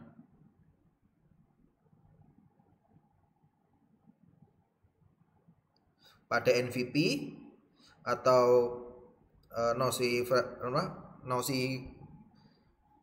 NVP itu adalah nausea gravidarum atau istilahnya motion sickness. Jadi memang bisa digunakan untuk pasien-pasien yang mengalami motion sickness itu bisa digunakan seperti golongannya metoclopramid maupun menggunakan metoclopramid maupun domperidon. Selain itu juga dia bisa digunakan pada kondisi gastroparesis. Gastroparesis itu biasanya merupakan suatu komplikasi yang sering pada pasien yang mengalami diabetes pada jangka waktu yang lama dan tidak terkontrol. Atau bisa juga digunakan pada pasien yang mengalami GERD atau gastroesophageal reflux disease. Ada lagi benzamid.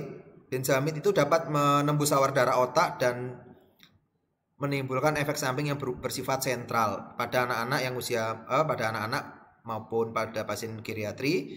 Itu berkaitan dengan efek sampingnya yang terkait seperti misalkan mengalami somnolence, kemudian reduce mental acuity, anxiety, depression, dan EPS. Ini biasanya terjadi pada 10 sampai dengan 20% pasien, baik itu anak-anak maupun pada pasien dewasa. Sehingga orang-orang yang mendapatkan metoclopramid maupun benzodiazepin itu perlu menjadi perhatian kita sebagai farmasi. Nah, dibandingkan dengan metoclopramid, domperidon itu minimal efek samping untuk menembus sawar darah otaknya itu dia relatif minimal dan juga dapat menyebabkan efek samping yang yang berkaitan dengan sistem saraf pusat itu relatif minimal. Nah, akan tetapi kalau untuk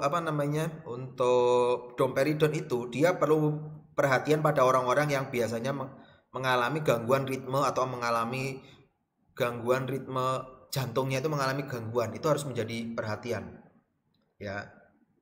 Nah, kemudian efek samping yang lain, kalau misalkan domperidone digunakan pada pasien yang mengalami perpanjangan gangguan pada uh, ritme jantungnya, itu harus menjadi perhatian, terutama kalau sampai mengalami perpanjangan gelombang QT,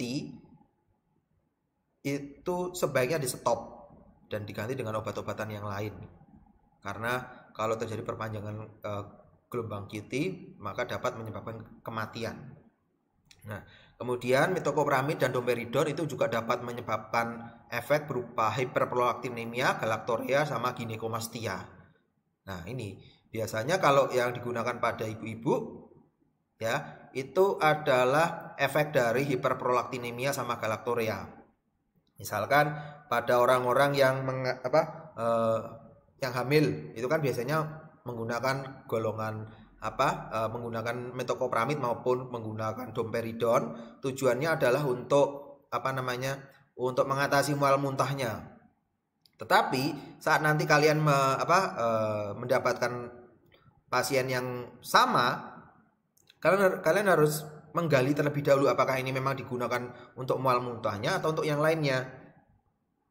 Misalkan orangnya sudah melahirkan nih, ibu, ini obatnya untuk mual muntahnya. Loh, kan saya nggak muntah lagi mas, karena saya sudah lahir, seperti itu.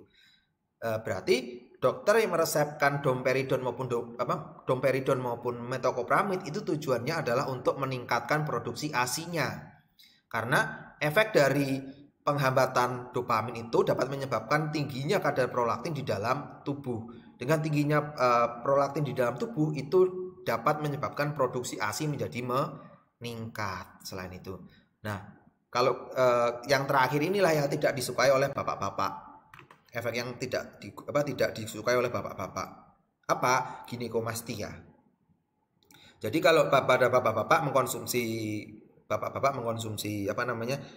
dopamin antagonis ini dalam jangka panjang, ya harus hati-hati. Dia dapat menyebabkan ginekomastia. Ginekomastia itu adalah perbesaran payudara pada laki-laki, seperti itu. Jadi ya yang sangat tidak diharapkan oleh bapak-bapak.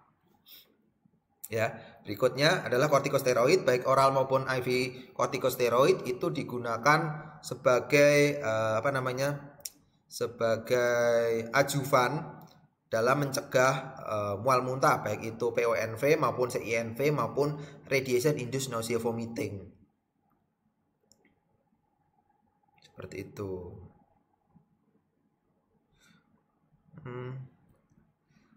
Efikasinya itu terkait dengan penghambatan pelepasan serotonin dari otak atau dari jaringan, sehingga dengan berkurangnya dengan berkurangnya serotonin yang ada di dalam otak, maka harapannya tidak ketemu reseptornya dan tidak akan menyebabkan mual muntah. Nah, efek sampingnya kalau kortikosteroid itu harus hati-hati karena dia termasuk obat yang super, sehingga dia memiliki efek samping yang sangat banyak. Di antaranya adalah insomnia, gastrointestinal symptom, agitasi, apetit stimulan, kemudian juga dapat menyebabkan osteoporosis, meningkatkan kadar gula darah, dan lain sebagainya.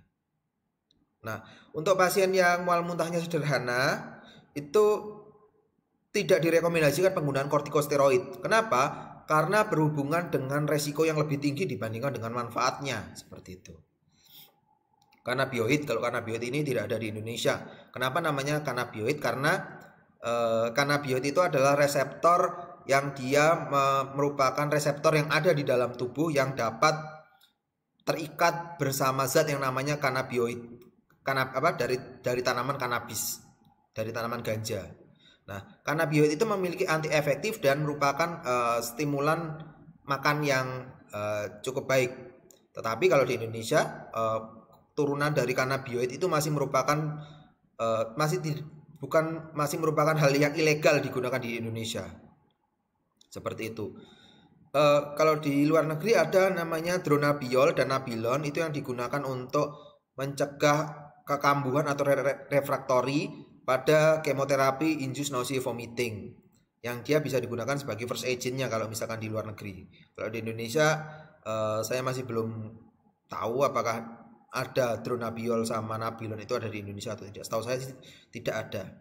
Nah, kemudian efek samping yang perlu menjadi perhatian adalah sedasi, euforia, hypotension, ataksia, dizziness, vision difficulty, itu efek samping yang dapat menjadi yang sangat tidak nyaman pada orang-orang yang tidak nyaman digunakan pada pasien-pasien yang mengalami mual muntah seperti itu. Ada lagi benzodiazepin. Khususnya adalah lorazepam. Dia biasanya digunakan untuk treatment CINV atau chemoterapi induced nausea vomiting. Benzodiazepin itu memiliki efek samping yang memiliki efek antiemetik yang sangat kecil sehingga dia tidak bisa digunakan sendiri. Nah, biasanya dia digunakan untuk anxiety atau ANV pada pasien yang menerima highly emetogenic kemoterapi. Atau bisa juga selain dari lorazepam bisa juga menggunakan alprazolam untuk PONV atau post operative nausea vomiting.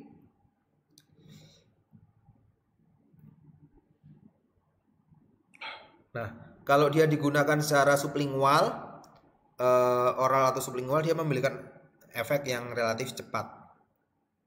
Ada lagi yang kemoreseptor antagonis. Chemotherapeutic agent seperti 5-HT which is a predominant mediator in nausea vomiting. Jadi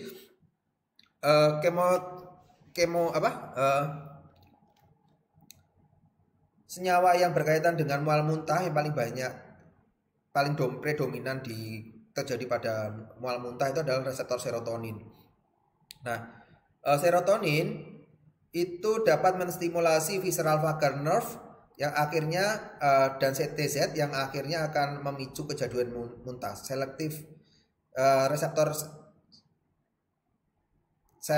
Reseptor yang selektif terhadap 5-HT itu adalah ondansetron, granisetron, dolasetron, dan palosetron. Yang tidak ada di Indonesia adalah dolasetron. Itu dapat mencegah dan juga mengobati mual muntah akibat aktivasi dari CTZ ini, akibat aktivasi pada reseptor serotonin ini. Biasanya pada CINV maupun PONV. Ya, efek sampingnya sih termasuk relatif bisa ditoleransi ya. Yang paling sering adalah sakit kepala, kemudian ada somnolence, diare atau konstipasi. Tapi harus hati-hati obat-obat ini kalau digunakan pada pasien, terutama pada pasien usia lanjut atau pasien anak-anak, atau bisa juga pada pasien yang punya riwayat penyakit aritmia atau ketidaknormalan ritme dari rekam jantungnya itu. Karena QT itu dapat memperpanjang gelombang Q dan gelombang T-nya. Dan kabar baiknya adalah dia dose related, tergantung dari dosis. Semakin tinggi dosisnya maka juga akan mengakibatkan efek yang juga semakin besar. Seperti itu. Nah, palosetron kalau dikombinasi dengan dexamethasone itu dia dapat digunakan untuk orang-orang yang mengalami kemoterapi yang menggunakan moderately emetogenic kemoterapi. Seperti itu. Serotonin antagonis itu dimetabolisme melalui metabolisme hati dan diekskresikan melalui ginjal dan liver. Kemudian obat-obatan tersebut seperti golongan serotonin dia tidak memerlukan penyesuaian dosis kecuali ondansetron. Ondansetron itu perlu penyesuaian dosis pada pasien-pasien yang mendapatkan yang mengalami mual muntah tetapi dia mengalami gagal ginjal kronis. Itu juga perlu penyesuaian dosis. Kalau yang lain-lainnya tidak perlu penyesuaian dosis. Kemudian ada neurokinin 1 antagonis.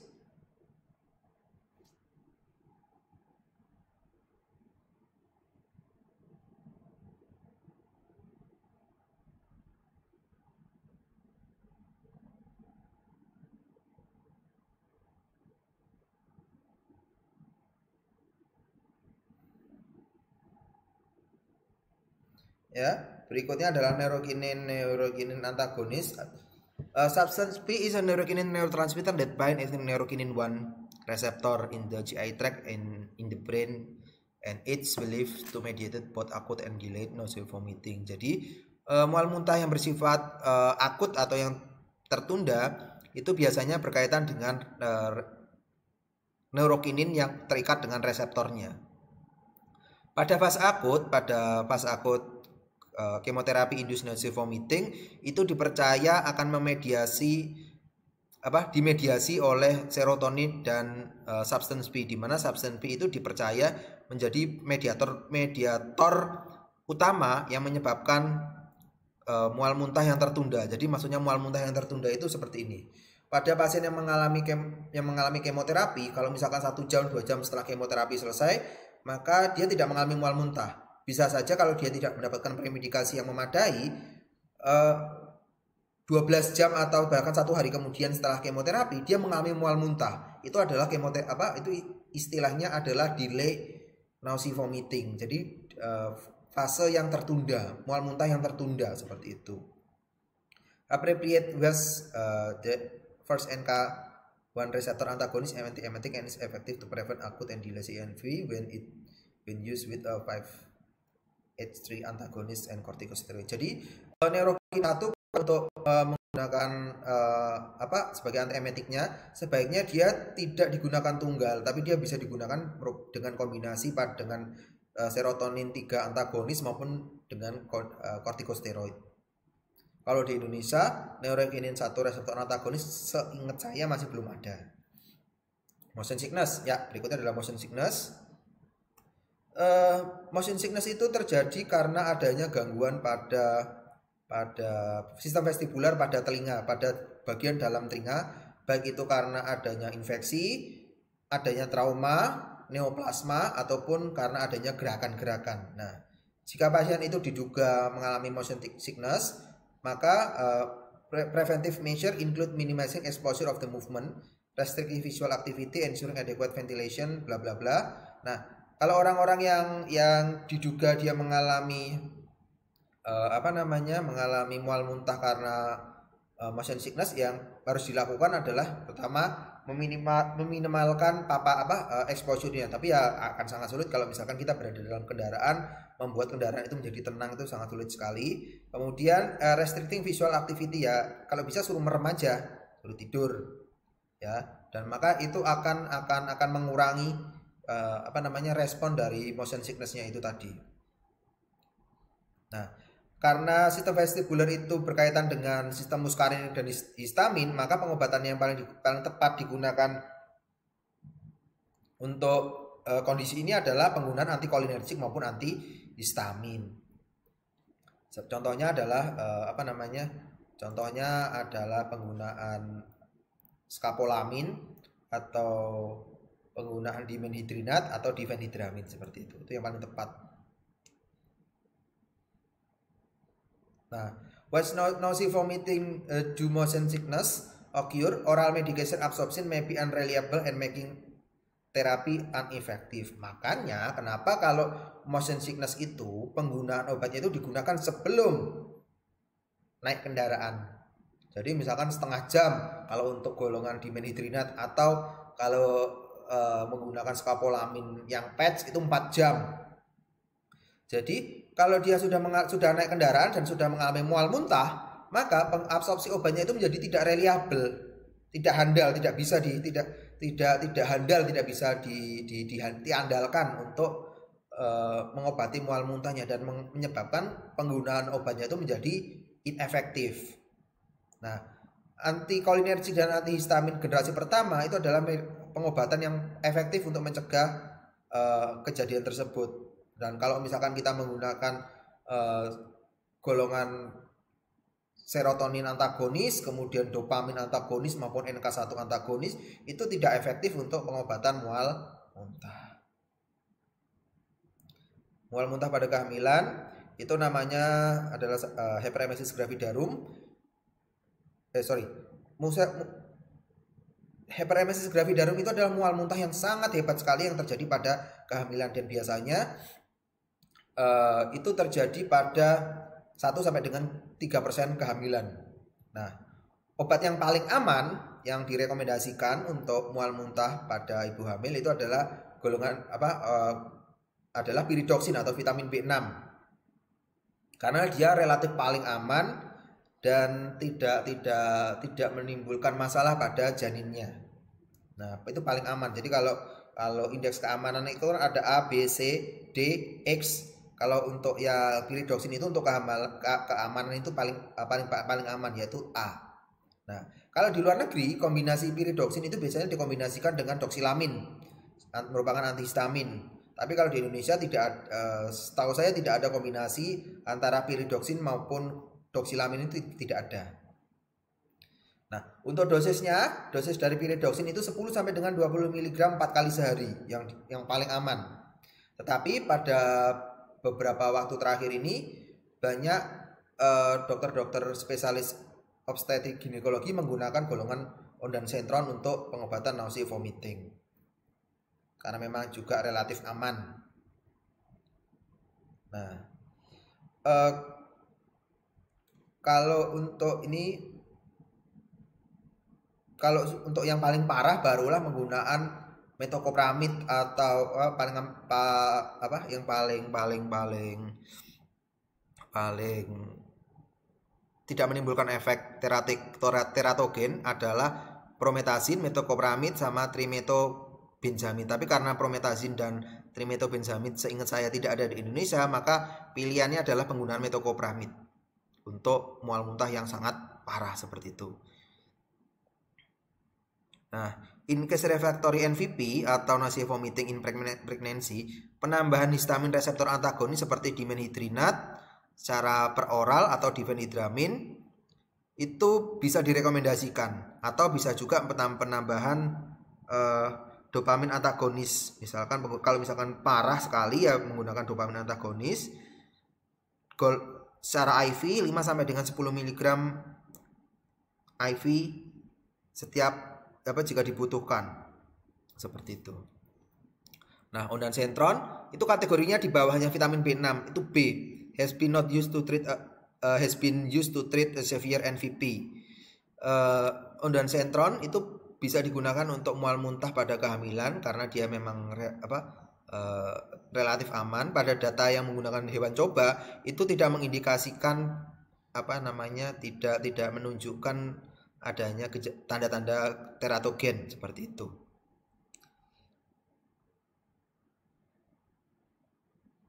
Nah, ini pada penelitian yang dilakukan oleh Oliveira tahun 2014 itu menunjukkan bahwa penggunaan ondansetron jika dibandingkan dengan piridoksin dan doksilamin itu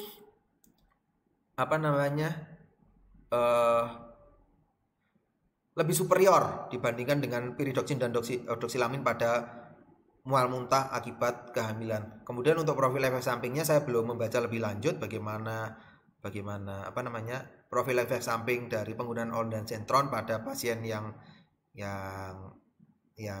menggunakan ondansetron dibandingkan dengan piridoksin dan doksilamin.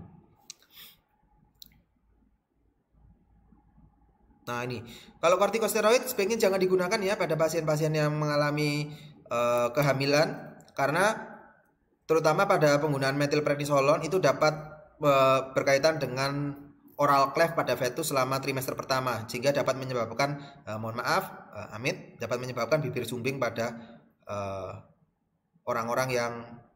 pada ibu yang mual muntah dan mengkonsumsi metilprednisolon seperti itu.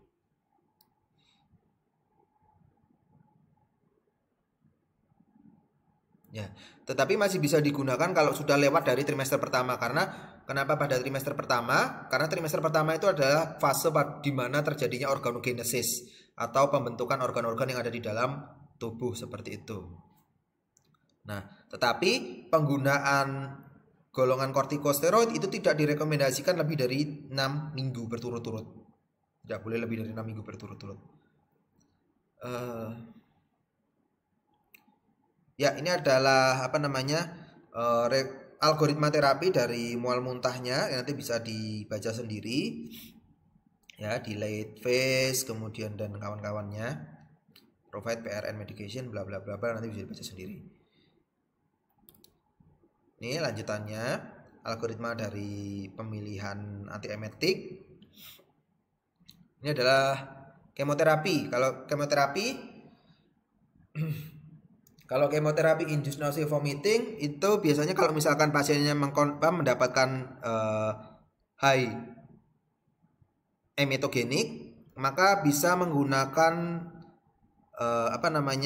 5-HT reseptor antagonis ditambah sama dexamethasone atau ditambah dengan apripitan. Ya. Kemudian untuk delayed phase-nya bisa ditambah dengan, kalau di sini kan dexamethasone 12 mg itu gede sekali ya. Kalau 12 mg 0,5, sediaan yang ada kan 0,5 sama 0,75, maka mengkonsumsi sekitar 12 tablet secara per oral atau IV. Tapi kan kalau 12 tablet kan sudah jiper dulu pasiennya, biasanya menggunakan IV atau pakai apripitan, itu bisa juga jadi menggunakan 5-HT reseptor antagonis, 5-HT reseptor antagonis ditambah sama dexamethasone sama ditambah sama apripitan. Tapi kalau apripitan tuh kayaknya di Indonesia nggak ada. Kemudian kalau yang menggunakan moderate emetogenic, maka bisa menggunakan golongannya 5-HT antagonis, baik itu dolasetron, granisetron, ondansetron maupun palosetron, ditambah dengan dexamethasone, ditambah dengan apripitan. Kalau yang low sendiri itu bisa menggunakan dexamethasone seperti itu. Nah, ini dosisnya bisa dibaca sendiri nanti. Ada lagi mual muntah yang dia itu tertunda, jadi harus mendapatkan pengobatan yang memadai kalau pada pasien yang mengalami mual muntah. Yang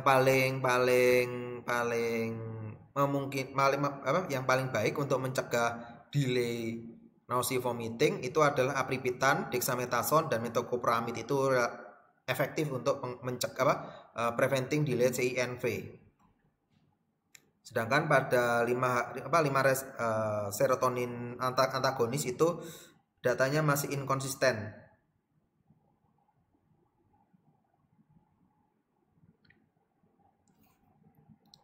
Ya, berikutnya treatment antisipatori. Antisipatori itu antisipasi pada mual muntah. ANV is more difficult control than acute or delay.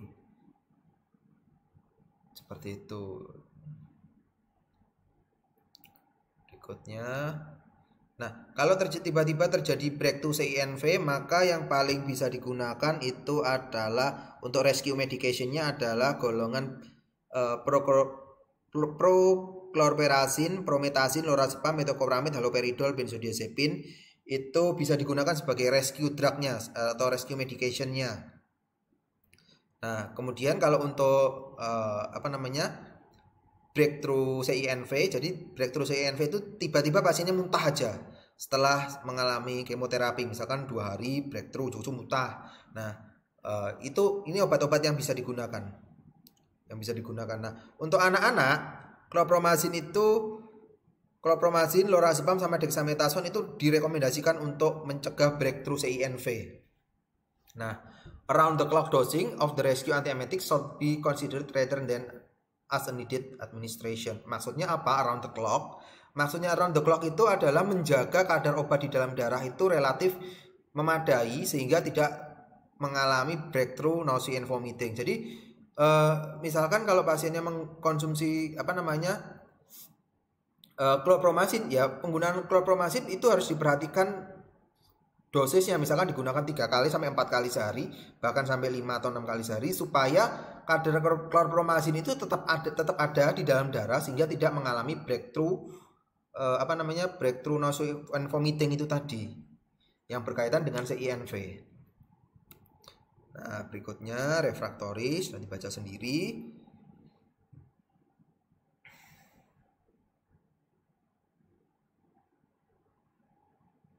Nah, ini adalah antiemetic agent for chemotherapy induced nausea vomiting. Misalkan kalau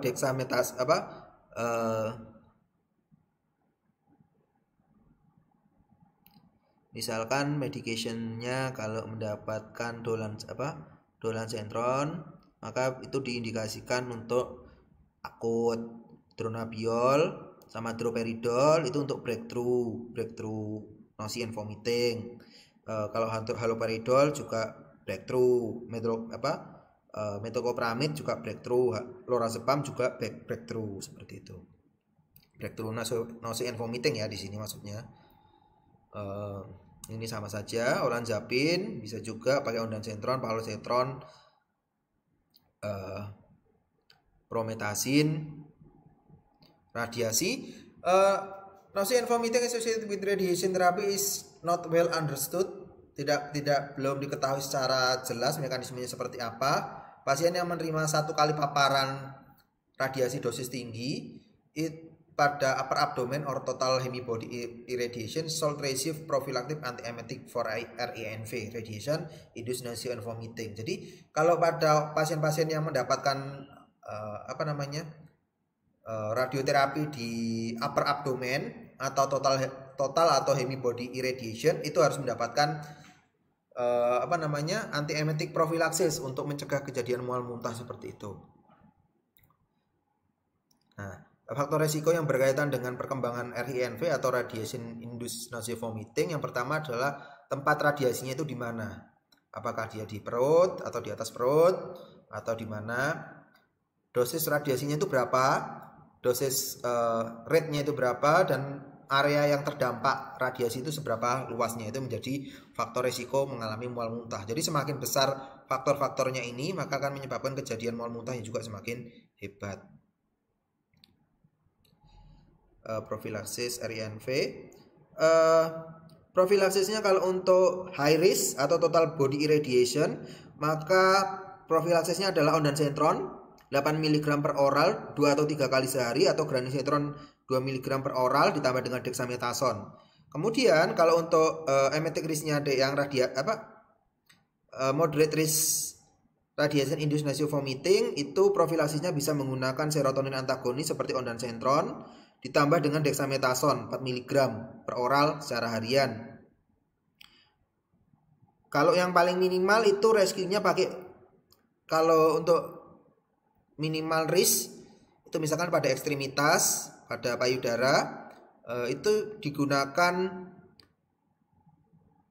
antiemetiknya itu menggunakan dopamin antagonis seperti metoclopramid atau menggunakan domperidon, atau bisa juga menggunakan serotonin antagonis seperti ondansetron dan kawan-kawannya. PUNV. Post operatif nausea vomiting itu merupakan komplikasi yang umum terjadi pada operasi, dan itu biasanya terjadi pada 25 sampai dengan 30% pasien. Akan tetapi pada pasien-pasien yang memiliki resiko tinggi untuk dioperasi, itu kejadian post operatif nausea and vomitingnya itu sampai dengan 80%. Ya. Risk factor as post operative nausea vomiting, misalkan pasien mengalami motion sickness, metabolic factor misalkan uremia, diabetes mellitus, gangguan elektrolit, juga pasien-pasien yang semakin meningkatnya usia juga semakin besar resiko mual muntahnya. Kemudian juga wanita, non smoker ya, unik ini. Kemudian juga history of PUNV atau motion sickness ini meningkat 3 kali dengan kejadian PUNV. Kemudian juga menggunakan anestesi yang volatil, kemudian NO, nitric oxide, atau juga pasien menggunakan opioid, menggunakan anestesi opioid, itu juga meningkatkan risiko mual muntahnya. Operation site-nya misalkan pada mata, kemudian pada mulut, kemudian pada telinga, hidung, dan kawan-kawannya, itu adalah operasi-operasi yang berkaitan dengan mual muntah. Kemudian juga durasi operasinya, semakin lama operasinya, maka kemungkinan pasien mengalami PUNV itu juga akan semakin meningkat. Ya, ini nanti bisa dibaca sendiri. Post operative nausea and vomiting. Medicationnya untuk mencegah mual muntah Ya bisa pakai apripitan, dexamethasone, dolasetron, droperidol, metoclopramid, ondansetron, granisetron dan kawan-kawannya. Ini dosisnya. Ya. Oke, evaluasi pada pasien yang mengalami mual muntah. Gejala pada mual muntah yang sederhana itu biasanya bersifat self limited dan relief with minimal treatment. Jadi kalau yang mual muntah yang sederhana itu biasanya bisa sembuh dengan sendirinya atau bahkan dengan treatment yang minimal. Misalkan kalau di Indonesia obat untuk semua jenis penyakit adalah teh manis hangat, ya, minum teh manis hangat atau minum jahe itu juga bisa bisa membantu istilahnya. Pasien dengan kompleks nausea and vomiting may have a malnourished, dehydration and electrolyte abnormality. Jadi kalau orang yang mual muntah yang bersifat kompleks itu perlu mendapatkan terapi rehidrasi dan juga elektrolit seperti itu juga harus dipantau. Kemudian juga perlu dipantau frekuensi mual muntahnya seperti apa, durasinya seperti apa. Kemudian jika pasien mengalami penurunan berat badan, jika memungkinkan maka perlu mendapatkan nutrisi parenteral jika diperlukan. Apakah kalau berat badannya turun secara patologis, yaitu perlu mendapatkan terapi yang memadai. Ya, kemudian assess dry mucous membrane, skinnya juga perlu dilihat apakah sudah kering atau enggak, takikardinya atau enggak. Kemudian yang perlu dilihat adalah blood urea nitrogen, creatinine serum, kemudian calculated fractionation excretion of sodium, elektrolit dan kawan-kawannya. Kemudian kita juga bisa menanyakan pasien mengenai keparahannya, apakah keparahannya seperti apa, apakah parah banget, apakah sudah berkurang atau belum. Itu untuk memastikan efektivitas terapinya dan untuk memantau terapinya. Monitor the number and volume of vomiting episode. Jadi berapa kali dia muntah dalam sehari, kemudian apakah banyak atau tidak muntahnya itu juga perlu menjadi perhatian. Nah, inilah yang digunakan untuk mengevaluasi treatment pasien apakah sudah memadai atau belum. Jika sudah memadai ya dilanjutkan. Kalau sudah tidak ada gejalanya bisa di stop, atau kalau misalkan terapinya ternyata belum memadai ya mungkin bisa kita bisa mendiskusikannya untuk mengganti terapinya atau bahkan menggunakan adjuvan atau bisa menggunakan obat-obatan yang lain seperti itu. Nah, karena anti emetic itu karena mual muntah itu bersifat individual, jadi kita tidak bisa istilahnya gebiah-uyah istilahnya. Jadi tidak bisa dalam pengaturan dosisnya kita tidak bisa sama dipukul rata seperti. Jadi harus disesuaikan dengan kondisi orang per orang seperti itu. Ya, sini farmakoekonomi nanti saja. Nah, ini kalau mahasiswa farmasi ini kebiasaannya seperti ini. Ya. Terima kasih atas perhatiannya. Jangan lupa belajar dari materi-materi yang ada atau dari e-book yang ada. Jika sudah, saya cukupkan pertemuan kita pada siang hari ini. Kalau nanti ada pertanyaan atau komentar yang perlu ditanya, ada pertanyaan atau komentar atau hal-hal yang tidak diketahui, bisa dituliskan di kolom komentar atau bisa tanya saya melalui WA Group. Terima kasih atas perhatiannya. Saya cukupkan. Sekian. Terima kasih. Wassalamualaikum warahmatullahi wabarakatuh.